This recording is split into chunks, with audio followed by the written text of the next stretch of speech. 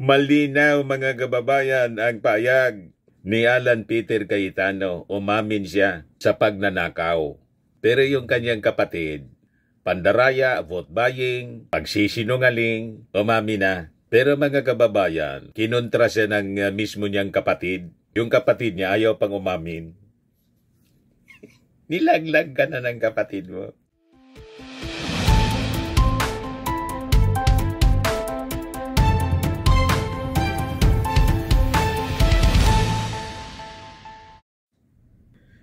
Hello po mga kababayan, si Dante Maravillas. Dito muna tayo sa ating podcast, Life with Dante M. Kasi pag-usapan natin yung buhay-buhay ng mga kurap. O diba? Kumusta ang buhay ng mga kurap? Lalo't may paiwatig mga kababayan si Senator Alan Peter Cayetano. Dumaldal mga kababayan si Alan Peter Cayetano. Para yung kabayong may sugat sa likod. Diba? Para yung manok na pumutak kasi ng itlog. Pero itong statement mga kababayan ni Alan Peter Cayetano, parang admission na rin ito. Bakit niya Mr. Maravillas? Yan malinaw, admission. Sabi ni Alan Peter Cayetano mga kababayan, as a people, hindi ako nag-finger point.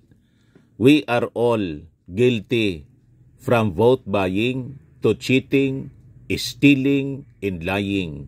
Ang importante, repentance. Malinaw na admission. Pero nakakapag-isip-isip na siya. Ang importante daw, repentance. Lahat niya tayo. Hindi ako niya nagtuturo ng sino man. As a people, napakalinaw na umami na si Alan Peter Cayetano. Hindi ako nagtuturo ng kahit kung sino. Pero tayo ay guilty. Guilty. Lahat tayo, we are. Lahat tayo. Guilty. Guilty daw siya. Mula sa vote buying, to cheating, pandaraya, to stealing, pagnanakaw. Di inamin na niya.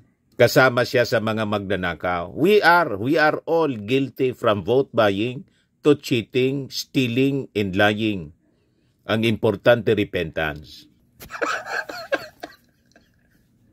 Malinaw mga kababayan ang payag ni Alan Peter Cayetano. Umamin siya sa pagnanakaw.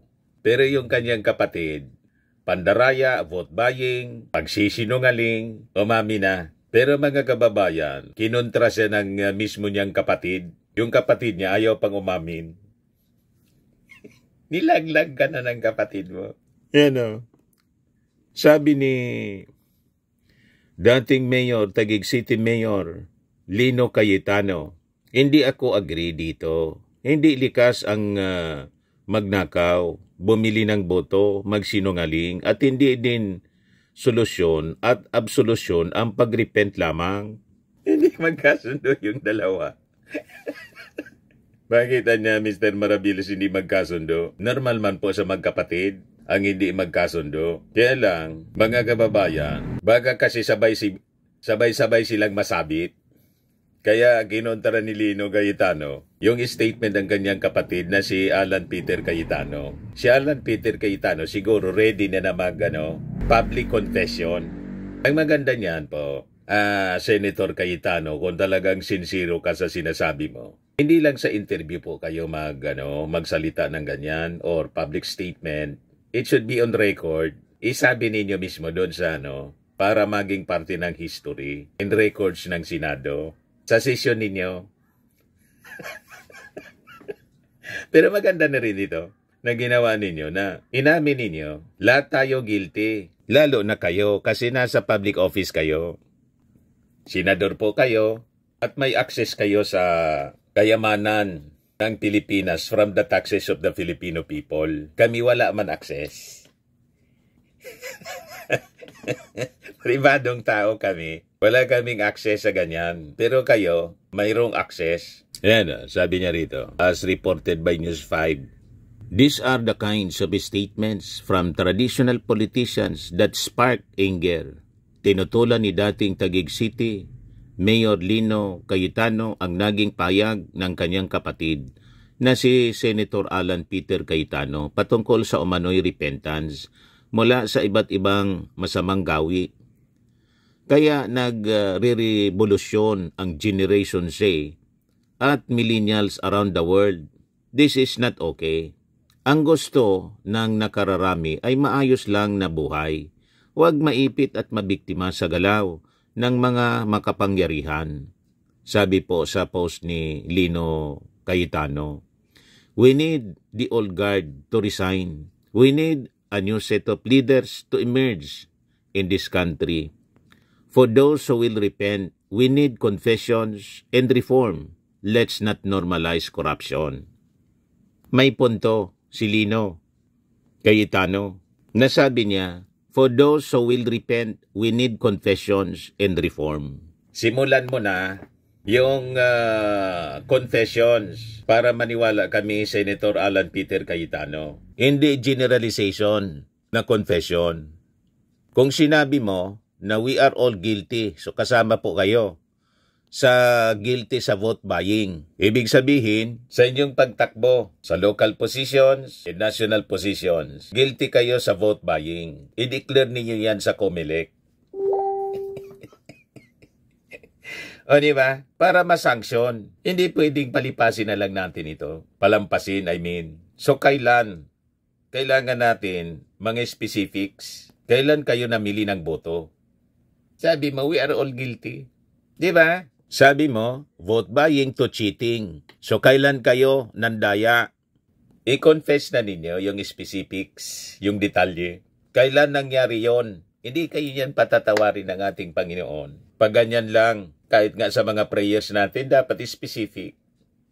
Di ba? Yung inihiling natin sa ating Panginoon, pati confession. So yun ang challenge natin kay Alan Peter Cayetano. Kailan kayo nandaya? Anong partikular na bagay at pangyayari na kayo nakapandaya? Diba? At lalo na yung pagnanakaw, stealing. Ano-ano po yung mga ninakaw ninyo? Kasama ba yung pagnanakaw sa kaba ng bayan? Lalo na ngayon, issue yung flood control scam. Pandadaya sa implementation ng mga flood control projects sa buong bansa. At kung kayo'y nakapagnakaw, ilang milyon or bilyon? Tatagal na ninyo sa panunungkulan sa gobyerno, ilang bilyon na yung inyong nanakaw? O diba? Para maniwala kami sa statements po ninyo, lalo't mismong mula sa bibig ninyo, inamin ninyo na lahat tayo ay guilty. Ibig sabihin, kasama po kayo. We are all guilty from vote buying to cheating, stealing, and lying. Ang importante, repentance. Diyan po sa Taguig, ang sabi, marami ding project dyan si Diskaya. Yan po. Ano yung mga project sa Taguig City na sakop or lugar ng mga Cayetano? Construction of slope protecting along Taguig River facing downstream. West Bank Package 5, Taguig City. Ayan o. St. Timothy Construction Corporation, 94 million. Construction of slope along Taguig River facing downstream West Bank Package 6, Taguig City. Alpha Omega General Contractor and Development Corporation, 96,500,000.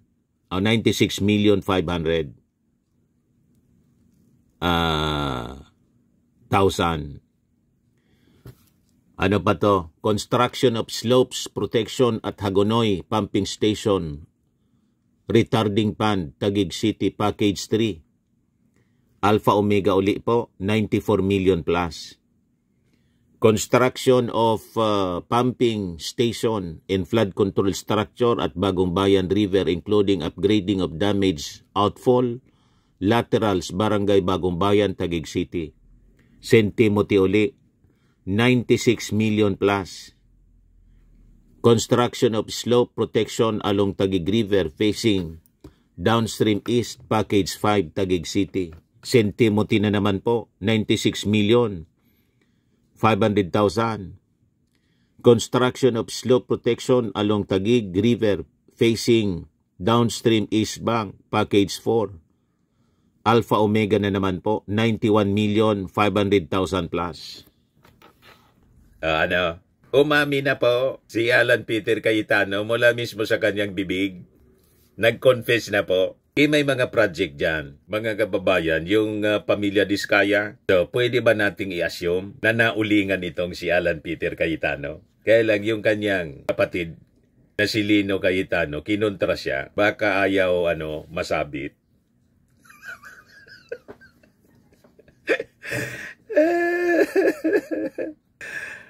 Naulingan po ba kayo, Senator? Tanong man lang po ito. Kayo kasi, mula mismo sa inyong bibig.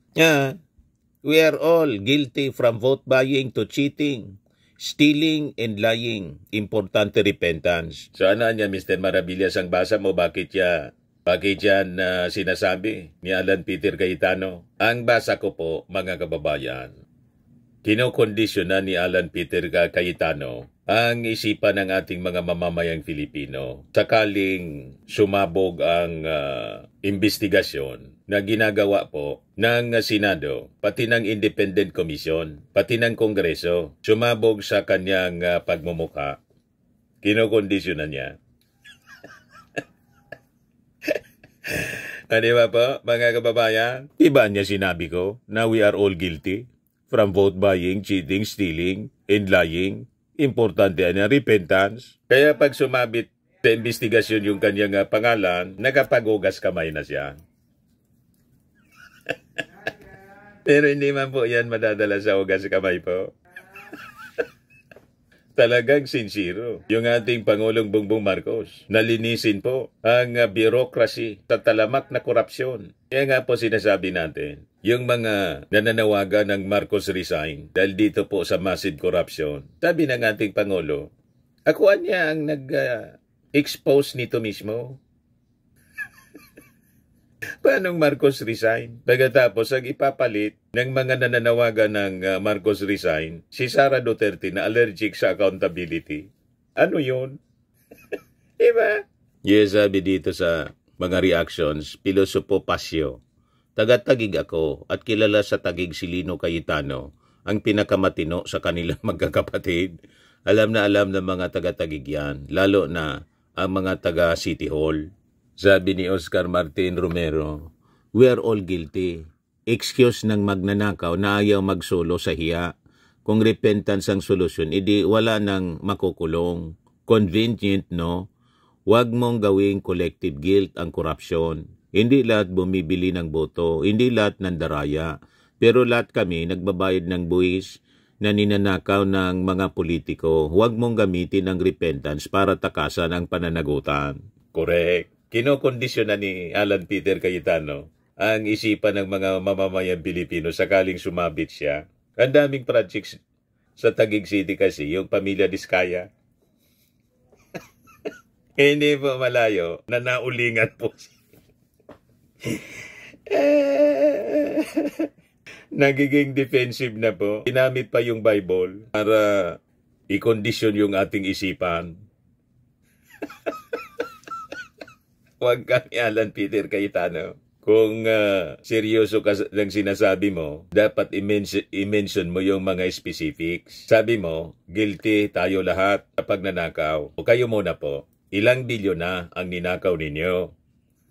Ang tagal na ninyo po sa pwesto. Kailangan ibalik mo yon, di ba? Kaya nga sabi ni Tito Sen, gustong gawing witness si Diskaya at ipasok sa witness protection program. Pumalag si Tito Sen. Hindi niya maari. Hindi man siya niya yung least guilty. Paano na niya yung mga ninakaw? O diba? Tama si Tito Sen. Kaya hindi niya pinirmahan yung request ni sa DOJ, ni Marcoleta. Sabi ni Third Eva, okay lang naman maging corrupt basta Duterte at kaalyado nila ang gagawa. Supportable naming mga DDS yan. Sabi ni FG Espero, mas may kwentang tao si Lino kaysa kay Alan. Sabi ni Henry Sumogat, we need a new breed of young politicians, not the usual old school ones who are in positions now. Wala rin po. Depende sa Depende sa tao talaga. Tingnan ninyo si Congressmyo. Nagkalat. Sumugod mga kababayan doon sa opisina ni Sandro Marcos para pilitin si Sandrong i-endorse siya na kapalit ni Martin. Ayun, na Ethics Committee. Di ba? At display yun din ng kanyang yaman at kalaswaan. Yan ang basis po ng ethics complaint laban sa kanya para madisiplina. Maging yung kanyang nanay pala, nag-warning na doon sa mga dati niyang kasamang congressmen, huwag niyang pabulihin yan kasi hindi na yan makontrol. Hindi ko na makontrolan niya. Malamang may nakatuma. Kung hindi tuma mga kababayan, alam na ninyo? Sabi nito ni Payanay, so okay lang pala sa'yo na magnakaw manloko tapos magsisi at iikot uli ang mundo. Nabasi Alan Peter Cayetano ng mga netizens, pati ng kanyang kapatid, hindi makumbinsi ni Alan Peter Cayetano. Pero importante doon, inamin na niya na magnanakaw din siya. Malinaw yung admission niya. We are all guilty from vote buying, cheating, stealing, and lying. So guilty daw siya sa pagnanakaw. So wag na tayo, mga kababayan, magtaka sa susunod na mga araw kung ang pangalan ni Alan Peter Cayetano sabit sa flood control scam. Inamin na niya Pero dapat lahat managot, sabi ng ating Pangulong Bongbong. Hindi pwedeng hugas kamay lang at repentance. So anyway, yan po yung ating short video ngayon. Atid sa inyo nitong napakagandang product natin na binibenta online. I am Worldwide Amazing Pure Organic Barley Powdered Drink Mix from Australia. Yung mga gusto na mag-try nito po, mag-message na lang po kayo sa amin, Dante Maravillas Facebook account natin, sa Messenger po. Yung gustong magnegosyo sa aking anak po, pa-orient kayo, Chris Maravillas. Lagi nating tatandaan mga kababayan sa buhay, you become what you believe. Ako po si Dante Maravillas. Bye-bye. God bless.